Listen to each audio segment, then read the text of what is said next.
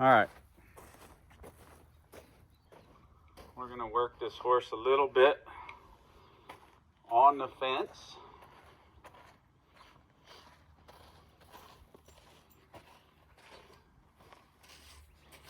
See, it's good exercise, not exercise. It's good practice for him. I think I told you guys the gal had a bad injury, and so we want to make sure he's kind of good to hang around up there, because it takes a little bit to get on. And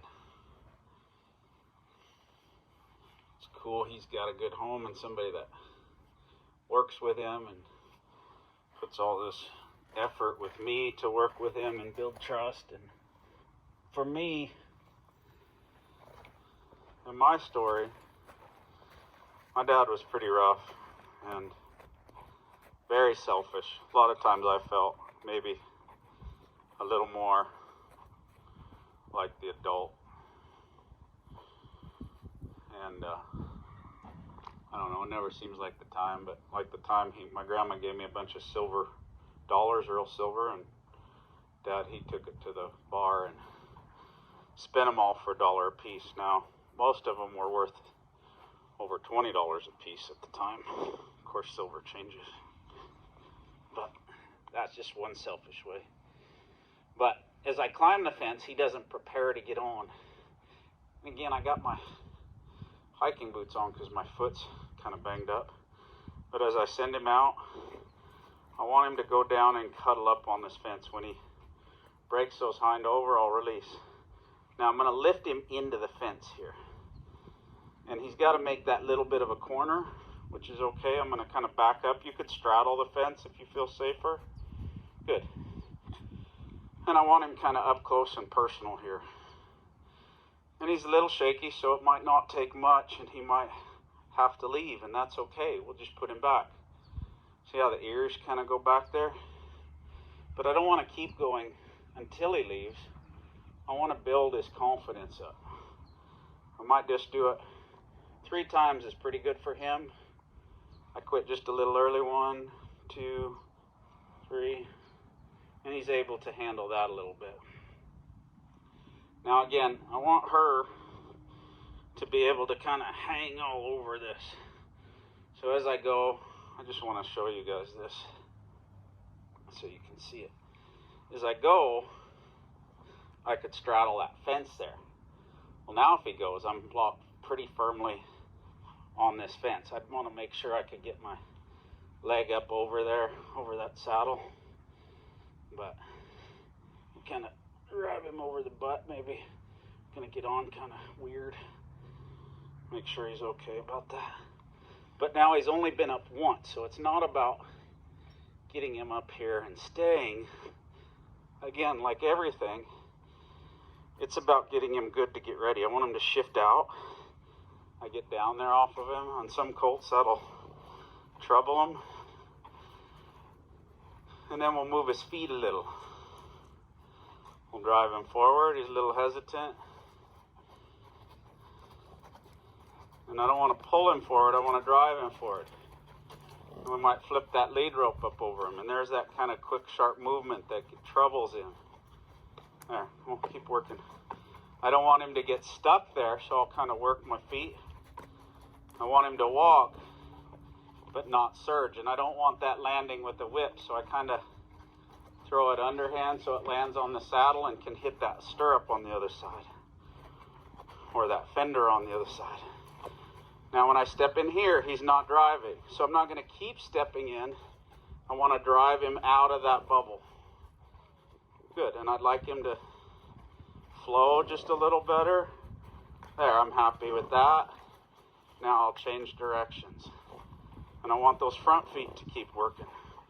Weight on his hind feet. Good, he was able to lick his lips. That was really nice. It's what I call an arena road. He was able to plant that outside hind really well. Make a nice little pivot hole. That's what I want to see when I'm going to go ride him to work a cow. It's also kin, if you would, to a dressage horse doing a pirouette. That's just more forward. But if his weight's on the outside, then he's inside freed up to hold that lead and reach deeper with that lead. So we want him to balance his hind end, get soft, front end. Oh, he's holding that really nice. There he kind of came out of balance a little, but that's okay, it's not too bad. We'll go back till we get a good crossover or two. There we go. We don't want to reward him on that unless it just got too troubled. We'll talk out throwing this out again. Good. We'll roll the hind. I want his front feet on that circle that I was on. Not stepping over that line. That would be him pushing on my hand. My hand's not back here behind my butt if I would ride. It's up here in front of his shoulders so that he knows he's balanced. The mounting block's in my way, so we'll just continue on till we get a nice change. There we go. Good, and then forward. Good, and he's able to wait. We'll check out throwing that up. Licked his lips, but a little surge. So we'll do it again. Good. Not out. I'm not going to go with him out there. He's kind of trying to drag me out. Good. I just hold my ground. Now we'll check out swinging it. Like I'm going to rope him. Good. Now as I go back to the fence, we've worked him a little. I give him every chance, and I'm going to send him out here. He's kind of hanging on that lead rope, and he can learn to kind of go out there. And in the beginning, like, it's kind of nice to pick one spot in the fence. And while he didn't just step over there, it was better than the last time. Now, his hind's a little far away, so he might not make it up here to where he cuddles. And he made it. I want it convenient here. I don't want him kind of off too far there. But if he didn't, I'm going to back him up here. I wouldn't try to, I could either send him or I'd bump until he steps over with that hind. And I want him seeking as I lift up and I bump, make it difficult here. He thinks off to his right. There, off to his left. I'll reward that. So he starts seeking that. So it's really easy to get on. All I got to do is put a little energy, and that's better yet. It's a little more parallel. It's almost not much room if I wanted to put my foot in the stirrup. There's not much room, so it would be really convenient to kind of get over his back here. Now my left hand and left leg don't leave the fence. And this 3-rail isn't the greatest because then I'm kind of like a jockey on my left leg, but as long as my left hand and left leg never leave the fence, I'm not committed. And it's kind of like getting on a bucking horse. Of course, he's been rode, even though he gets a little snorty. He's not too bad or bronchi or anything, but you don't get on until they're settled. And I don't remember his name, but there is a famous Olympia when I was younger, in my, I guess it would be in my 20s, or young 30s maybe, that was killed getting on a horse, and the horse just started, and it can be like a snowball rolling downhill once they start and kind of get startled, you know. It can snowball so fast. So make sure always step one's good, kind of in whatever you do. And again, and we'll get down, push him away there a little, do a little groundwork, check him out. When I go back, I'd like him light here. I squeeze this noseband shut, but as long as he's going with me, I don't do anything. But if he gets a little stuck, I'll break his foot loose one way or the other. If his right's coming off the ground, I'll push it away. If his left, I'll pull it to me a little, directing that foot in that diagonal pair. Now as we go back, we could do some hindquarters, front quarters, but we'll try to, just want to send him out because this bothers him a little here. See, me sending him from behind. There we go. I don't want him comfortable doing that because that's my preparation, kind of, to get him on from his back. I don't want it mechanical. I want him to flow. So that as I reach for the fence, I reach for it out here a little bit, and I kind of send him with that lead rope.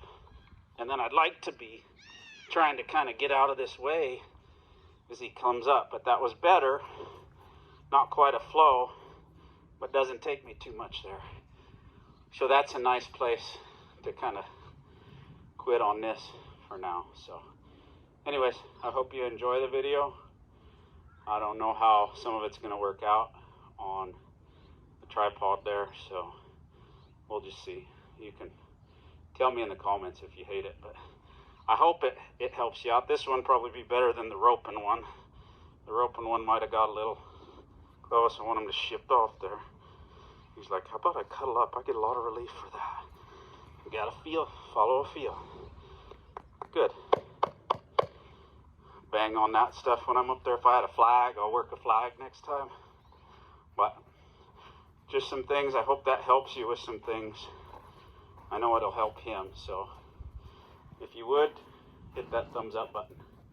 Leave us a comment, and I look forward to either seeing you here on the ranch one day, we have private guests, or down the road at a clinic. I don't do many stateside clinics anymore. I do a bunch of privates if you're interested in a private session, a few days.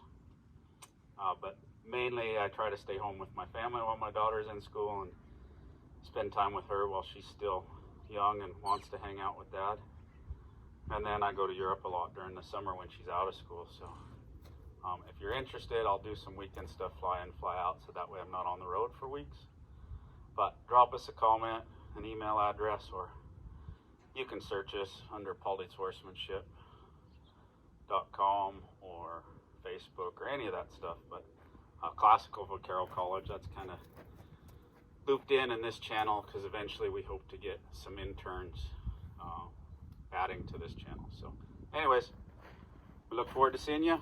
Let us know in the comments. Hit that like button. Share it with a friend. Happy trails.